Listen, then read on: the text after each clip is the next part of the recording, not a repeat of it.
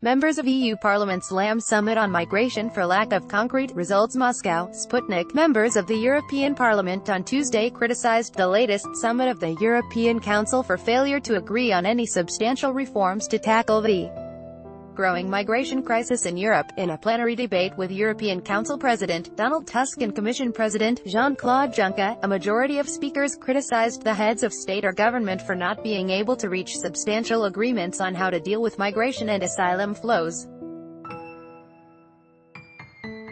They voiced concern that little will change on the ground and that people will continue dying in the Mediterranean, the European Parliament said in a statement.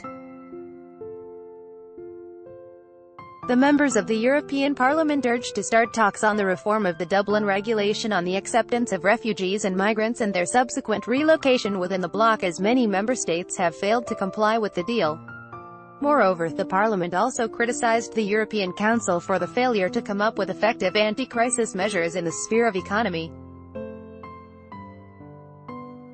There is also frustration among MEPs given that, almost 10 years after the financial crisis, EU leaders have not been able to put in place the necessary safeguards to avoid further economic meltdown, the statement read.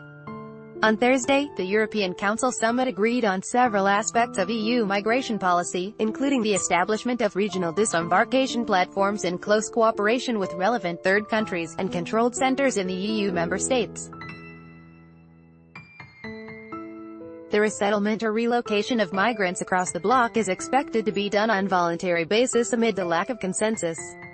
The European Union has been experiencing a large-scale migration crisis since 2015 due to the influx of thousands of migrants and refugees fleeing crises in their home countries in the Middle East and North Africa.